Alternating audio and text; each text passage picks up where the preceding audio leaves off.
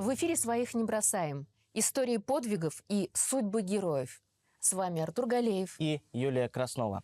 Гость в нашей студии сегодня, в прошлом, журналист, сотрудник правительства Республики Башкортостан Павел Самойлин. Приветствуем вас. Павел, здравствуйте. Здравствуйте. Здравствуйте. Ну, первый вопрос, и наверняка он самый частый. Прекрасная, престижная работа, прекрасная семья. Вы многодетный отец 5 детей. У вас есть даже прекрасный внук. И вот такое решение пойти на СВО. Почему? Ну вот вы назвали вкратце в начале моей вехи трудовой деятельности, достаточно пестрые за полвека моей жизни. Журналисты я в прошлом работал и на радио, на телевидении, в агентстве «Башинформ». Ну, бывших журналистов, как говорится, не бывает. Сейчас это больше как не профессиональная стезя, а как хобби. Работал в аппарате правительства республики, в администрации президента и главы республики. А сейчас, перед уходом на СВО, моя работа – это инженер в предприятии «Газпром-Трансгаз Уфа». Ну, в настоящий момент я военнослужащий, нахожусь в отпуске по ранению, 60 дней. В декабре мне надо будет прибыть в свою часть. Вот я вам доложил о себе. Но вы же не поехали военкором. Вы поехали именно служить. Почему? Так точно. Ну, решение пойти на СВО, оно не было спонтанным. Еще в 2014 году, когда проходил в Крыму и в Севастополе референдум о вхождении этих территорий в состав России, я оказался именно там. И я видел в Севастополе на набережной солдат украинской армии, это 14 год, март месяц, которые собирались выезжать на Большой материк, на Большую Украину, возвращаться в свои части. Общался с преподавателем истории из Львовского университета, который приехал забирать львовских морских пехотинцев к себе домой, которые решили вернуться на Украину. Тогда еще не было сожженной Одессы, тогда еще не было народных республик в Донецке и в Луганске. Референдум вот уже прошел, страна наша ликовала. И мы пообщались с этими бойцами с украинской армии, с преподавателем истории со Львовского университета. Мы разговаривали, в чем-то во многом не соглашались, спорили, но мы разговаривали. Прошло вот много лет, после этого произошла Одесса, трагедия на Донбассе, боевые действия, как они называли, антитеррористическая операция на Украине. Угу. Ну, как видим, что по прошествию 8 лет эта кровоточащая рана стала еще более зиять. Многие наши добровольцы выезжали на Донбасс. И когда была объявлена мобилизация, и до мобилизации начала специальная военная операция, я уже понимал, что вот теми разговорами, которыми в 2014 году и после тех майданов на Украине общались с украинской публикой, уже не ограничится. Эта публика недоговороспособная. Они могут красиво говорить, как красиво спевают украинские песни красивые, но они недоговороспособные. Поэтому я принял такое решение, что я должен туда поехать не как военный корреспондент, не как переговорщик, а как военнослужащий.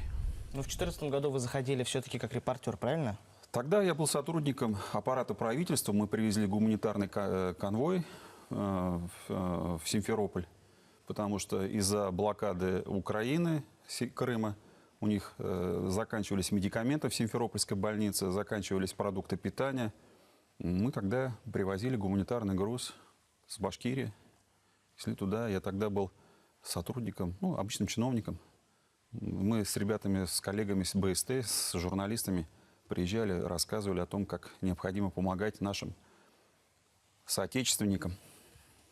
Ну вот первые, наверное, дни, и ты помнишь, да, как ты уходил? Ты же маме вроде как, насколько я знаю, не говорил, что ты идешь в зону специальной. Да, я своей маме сказал, так, нет, как раз-таки в первый заход я сказал, что я на СВО, потом нас вывели из-под Киевской области, и своей маме я сказал о том, что я поехал грузить боеприпасы под Волгоград в закрытую секретную часть, и до меня нельзя будет дозвониться, чтобы она не переживала. А сам спустя, наверное, 1,5 месяца, когда мы взяли штурмом Кременную, поднялся на 12-этажку, по-моему, самую высокую, там в центре города, и я оттуда позвонил маме, и тогда она все поняла, что я на СВО. Но, насколько нам известно, ваша мама, вы ей сказали, что уехали в командировку в Якутию, а на самом деле поехали в зону специальной военной операции. Все-таки расскажите, как она отреагировала? Она до сих пор, насколько я знаю, она до сих пор не знает. И, ну, конечно, переживает. У мамы в этом году юбилей, 85 лет. Я планировал к ней на день рождения в июне приехать поздравить ее. Но в это время я находился в госпитале, и вот сейчас я из госпиталя сниму военное обмундирование, скажу, что получил травму, ну, упал с лестницы.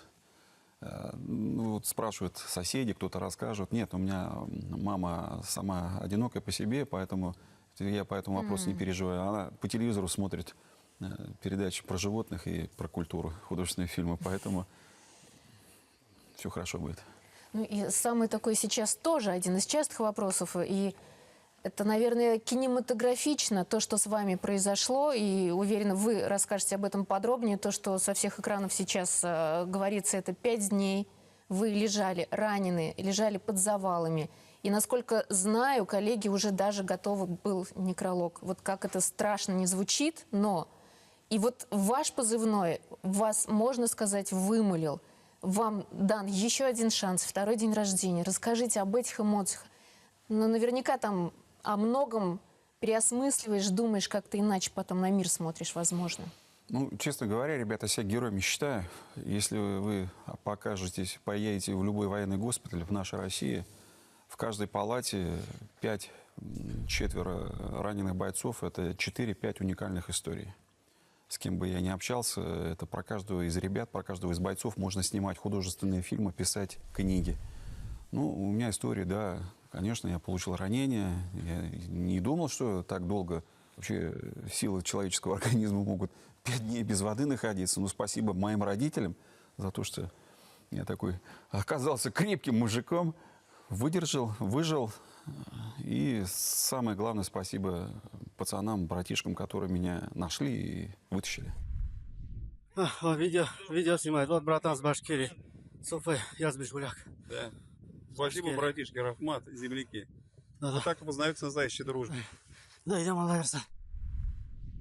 Вот эти трое, как вы говорили, татарская речь, родные слова пошли, и, ребята, это же, наверное, тоже как судьба какая-то. Ну, естественно, вот на 5-е сутки, когда уже вперемешку явь и какой-то вымысел, сны, бред даже какой-то начинался. Я ведь, когда находился там в первую ночь, думал к своим уйти. Мне даже приснился сон, я на ноги встал, пришел в свой блиндаж и разговаривал с бойцами. Потом прихожу в себя, и я нахожусь на той же позиции. Под левой рукой автомат, в кармане граната. Потом опять уходил в забытье. Я оказывался дома. Оказывался дома не в 24-м году, а в 80-м году. Когда уже я услышал татарскую речь, я уже понимал, что я нахожусь на берегу Днепра, в Херсонской области. Как раз было между праздниками религиозными, между Благовещением и Ураза-Байрам. Там сидишь, считаешь, уже счет потерял, ну, примерно понимаешь, что что-то должно произойти. Даже невольно усмехнулся. Я говорю, ну, наверное, в канцелярии небесной перепутали, и я попал в татарский мусульманский рай. Ну вот это вот такие игры разума. И потом намного, наверное, иначе жизнь ценится, вот каждое мгновение ценно. Конечно, конечно, конечно. Самое, ну, что можно сказать, из любого, как говорится, негативного опыта надо извлекать позитивное, да, это, ну, в первую очередь начинаешь ценить жизнь. Я бросил курить, если я во время своего там по 2 пачки в день выкуривал, во время этого нахождения на нуле, там, на передке, естественно, там ни до какого курения, потому что там пить охота было. И как отрезало, я не курю. Вы прям изменились, правильно? Есть такое. Перезагрузка. Есть такое, да. Господь дал второй После шанс, вторую жизнь. вашего ранения все-таки вам сейчас предстоит долгая реабилитация. Вообще, какие у вас планы на будущее? Какие задачи у вас сейчас стоят? Ну, сейчас в первую очередь насладиться общением с домашними. Внук от меня не уходит. Вместе находимся с ним, с детьми. И вот в праздничный день к младшему сыну в школу ходил. Кружок дроноводов у них был.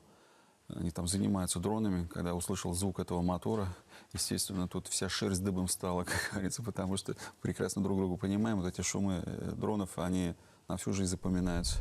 Уже не так, конечно, остро, как в первые дни, но на будущее жить, дальше заниматься. Внук растет. Внук растет. Прекрасный. Да. Ну и наверняка есть еще одна приятная нагрузка, это общественно-политическая. Узнали, что вы стали депутатом в госпитале? Я когда находился в госпитале, ко мне приезжали друзья, тоже спрашивали, смотрели, понимали. предложили, почему бы не участвовать в выборной кампании, стать депутатом, потому что, ну, как интересы ребят, участников СВО, лучше будет защищать именно участник СВО, потому что для понимания. Я, конечно, вначале отказывался, но вот с ребятами в палате, где находились, они говорят: не, давай, Паш, у тебя получится, спасибо за доверие, только нас не забывай. Поэтому я всех братишек, с кем воевал, с кем в госпитале находился, никогда не забуду. И вот предложили участвовать в избирательной кампании в Уфимский районный совет, 19-й Заречный округ, из 5500 избирателей, пока я находился в госпитале. Примерно половина пришедших на избирательные участки доверили мне стать депутатом. Это огромное доверие со стороны избирателей. Я его обязательно выдержу, обязательно исполню. Уже начал знакомиться с Уфимским районом. В ближайшие дни съезжу, проведу прием граждан, пообщаюсь с населением, посмотрю. В первую очередь я буду стараться защищать интересы простых жителей Уфимского района, своего округа. Воюют не за награды, но получать их очень почетно. Мы вот видим с Юлей, что у вас Орден Мужества. Поздравляем вас. Моя единственная боевая награда — Орден Мужества. Для меня это было неожиданно, конечно, получить эту награду. По эквивалент в советское время Орден Красной Звезды. Это очень высокая награда. В Великую Отечественную войну афганцы получали эту награду. И сейчас вот, когда эта награда у меня находится на груди, эта награда не только моя, это награда моих ребят, с которыми... Это аванс на будущее, потому что столь высокая награда, полученная впервые, это значит, ну, мне дают еще шанс, еще работать дальше. Ну и не могу не спросить в заключение, вот в нашем идеологическом смысле, как считаете, уже пройдя такой жизненный путь эмоциональный, что поможет нам одержать вот эту долгожданную победу? В чем наша сила, кроме правды? Я когда находился на берегу Днепра в Херсонской области, я невольно ощущал, продумывал какую-то связь, может быть, времен, поколений, потому что у меня мой дед погиб в 1943 году при форсировании Днепра в Днепропетровской области в год Великой Отечественной войны. Старший брат моего отца, молодой офицер-пограничник, в Одесской области в 1941 году попал в плен. Река Днепр, она для каждого православного русского человека — это священная река, как Иордан. Именно в этой Днепре, в этой реке князь Владимир крестил свою дружину, крестил киевлян. Это священная река для каждого православного человека. На Днепре строили в советское время Днепрогэс, хребет советской экономики. И это, знаете, я где-то услышал, вот специальная военная операция — это священная военная операция. Это возвращение не просто в родную гавань, это возвращение к истокам, наверное. Вот ощущения такие, что мы делаем правильное дело, враг будет разбит, победа будет за нами. Дай Бог, чтобы в эти священные истоки вернулось как можно больше наших живых, здоровых, крепких ребят. И как можно скорее закончилась эта история, как можно меньше было потерь. Ведь своих мы не бросаем. Своих мы не бросаем, да. Спасибо вам, крепкого здоровья. Спасибо, что пришли. Это была передача «Своих не бросаем» на Башкирском спутниковом о подвигах современных героев, о тех, кто приближает победу в тылу. С вами был Артур Галеев и Юлия Краснова. Увидимся через неделю.